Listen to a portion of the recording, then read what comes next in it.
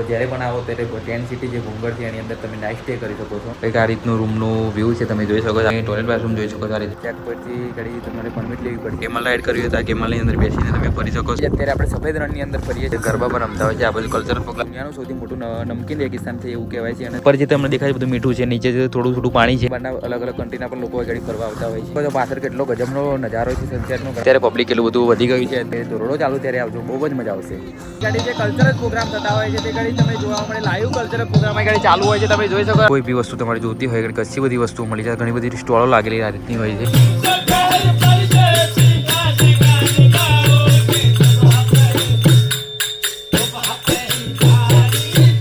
Hello guys, જય માતાજી, જય શ્રી કૃષ્ણ. ફરીથી ન્યૂ બ્લોગની અંદર તમારું સ્વાગત છે. અત્યારે આપણે આવી ગયા છે ધોરડો. અને ધોરડો પહેલાં જે ગોરેગાંવ કરીને એક ગામ આવેલું છે ત્યાં આગળ અત્યારે છીએ. અને આપણે ભૂંગળની અંદર આપણે નાઇટ સ્ટે કરવાના છે. આજે અહીંથી આપણે જવાના છે સફેદ રણ જોવા માટે. ઓલમોસ્ટ તે ભુજથી તમે સફેદ રણ જોવા આવતા હોય તો 80 કિલોમીટરના ડિસ્ટન્સ પર આ સફેદ રણ આવેલું છે. તે ધોરડોની અંદર દર વર્ષે રણોત્સવ ઉજવાય છે. જે આ વખતે 1 ડિસેમ્બરથી 20 ફેબ્રુઆરી સુધી રણોત્સવ ઉજવાય છે. તો તે દરમિયાન ઘણા બધા ટુરિસ્ટ એ ઘડી ફરવા આવતા હોય છે. તો તે દરમિયાન એ ટેન્ટ સિટી છે ઘડી ઘણા બધા જગ્યાએ રિસોર્ટ હોય છે.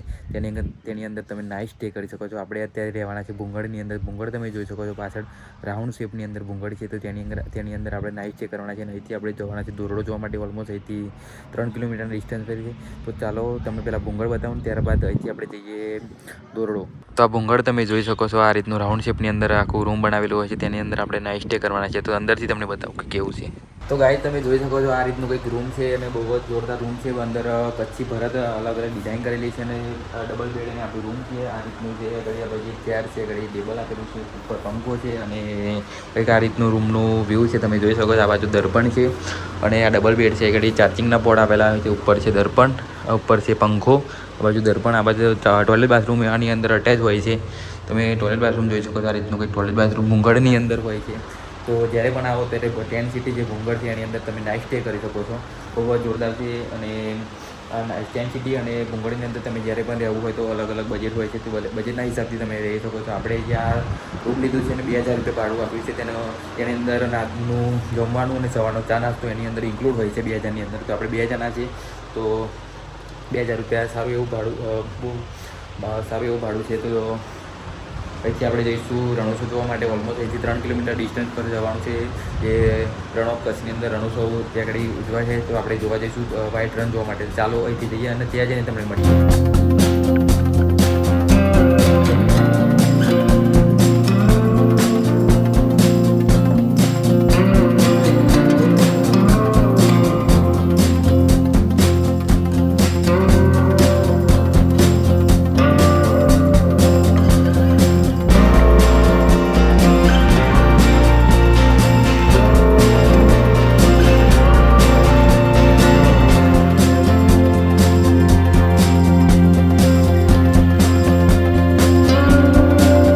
ફાઇનલી અત્યારે આપણે આવી ગયા છીએ વ્હાઇટ રણની અંદર. તમે જોઈ શકો છો પાછળ વોચ ટાવર છે, ત્યાંથી તમે ઉપર જઈને પછી નજારો જોઈ શકો છો વ્હાઇટ રણનો. પાછળ ઘણા બધા લોકો એ ગાડી ફરવા આવે છે. આ તમે જોઈ શકો છો ગાડીઓ એ ગાડી પાર્કિંગ કરેલી છે. ત્યાં ગાડી BSFનું ચેક પોઈન્ટ છે. ચેક પોઈન્ટથી ગાડી તમારે પરમિટ લેવી પડશે. 100 રૂપિયા ચાર્જ છે પર પર્સન એકજણનો. અને વ્હીકલ હોય તો 25 રૂપિયા આપણે બાઇકના પે કર્યા છે. તમે જોઈ શકો છો કેમલ રાઈડ કરવી હોય તો આ કેમલની અંદર બેસીને તમે ફરી શકો છો. નજારો જોવો કેટલા બધા લોકો વ્હાઇટ રણની અંદર અત્યારે ફરે છે. તો ચાલો જઈએ અને અંદર જઈને. તો ગાઈઝ વ્હાઇટ ડેઝર્ટની અંદર અત્યારે આપણે ફરીએ છીએ. તમે જોઈ શકો છો કેટલો જોરદાર નજારો છે. આ બાજુ કલ્ચરલ પ્રોગ્રામ ચાલુ છે. ઘણા બધા લોકો એ ઘડી ગરબા પર રમતા હોય છે. આ બાજુ કલ્ચરલ પ્રોગ્રામ છે. આ ઘડી સોંગ ગાવામાં આવે છે. હવે કચ્છી સોંગ છે.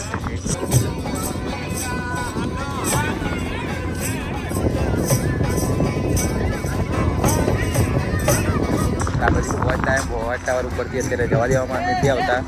એટલી જોરદાર નજારો દેખાય છે. અને આ બાજુ તમે જોઈ શકો છો ઘણા બધા લોકો ફોટોગ્રાફી કરે છે, વિડીયોગ્રાફી કરે છે. ગજબનો નજારો છે આ સફેદ રણનો. તો એકવાર જરૂરથી વિઝિટ કરજો.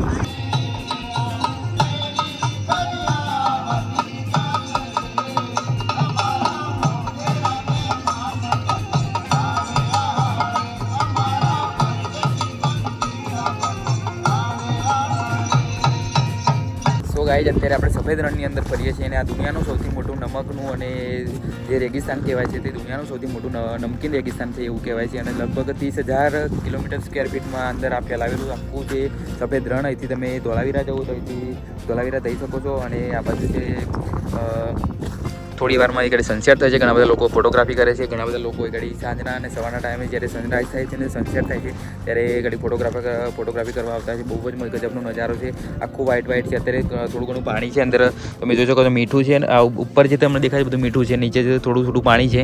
તો અત્યારે બોટની હાલત જોવા, બોટની અંદર કેટલું બધું ચોંટી ગયું છે મીઠું.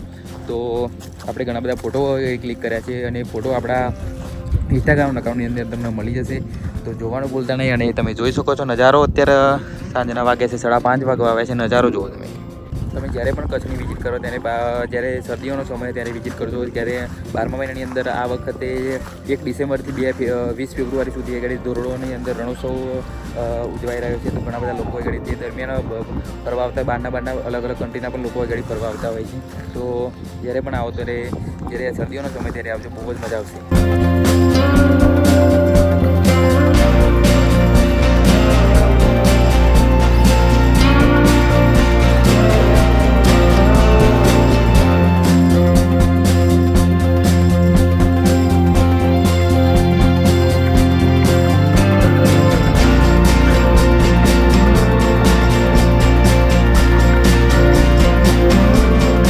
ગાય તમે સનસેટ જોઈ શકો છો, પાછળ કેટલો ગજબનો નજારો છે સનસેટનો. ઘણા બધા આપણે ફોટો પાડ્યા કરે, ઘણા બધા લોકો સનસેટના ફોટોગ્રાફી કરે છે. તમે જોઈ શકો છો આ વ્હાઇટ રન, તમે જોઈ શકો છો કેટલો ગજબનો નજારો છે. ત્યાં સનસેટ થયો અને અત્યારે પબ્લિક એટલું બધું વધી ગયું છે. અત્યારે સાંજના જ્યારે સનસેટ ટાઈમ હોય ત્યારે ઘણું બધું પબ્લિક આવતું હોય છે વ્હાઇટ ડેઝર્ટની અંદર ફરવા માટે અને એન્જોય કરવા માટે, ટાઈમ સ્પેન્ડ કરવા માટે ફેમિલી સાથે ઘણા બધા લોકો આવે છે. તો એકવાર તમે જરૂરથી વિઝિટ કરજો 12મા મહિનાની અંદર, જ્યારે ધોરડો ચાલુ ત્યારે આવજો, બહુ જ મજા આવશે. સો ગાઈઝ અત્યારે આપણે આવી ગયા છે વ્હાઇટ ડેઝર્ટ જોઈને. અહીંથી થોડાક તમે પાછા આવો ને ગાડી જે કલ્ચરલ પ્રોગ્રામ થતા હોય છે તે ગાડી તમે જોવા મળે, લાઈવ કલ્ચરલ પ્રોગ્રામ આ ગાડી ચાલુ હોય છે. તમે જોઈ શકો આ રીતનો સ્ટેજ બનાવેલો છે, ઘણું બધું સેટઅપ તૈયાર કરેલું હોય છે. એની આ વ્હાઇટ રનની ઠીક પહેલાં જ આવી જાય છે. ત્યાં કલ્ચરલ પ્રોગ્રામ તમે જોઈ શકો છો અને ત્યારે આ રોડ ઉપર જે કઈ રીતનું ડેકોરેટ કરેલું તમે જોઈ શકો. ત્યાં આગળ વ્હાઇટ ડેઝર્ટ છે અને ત્યાંથી તમે આ વચ્ચે રસ્તા પર જ આવી જાય છે. આ બધું આ બાજુ છે કલ્ચરલ પ્રોગ્રામ ચાલુ છે બધા.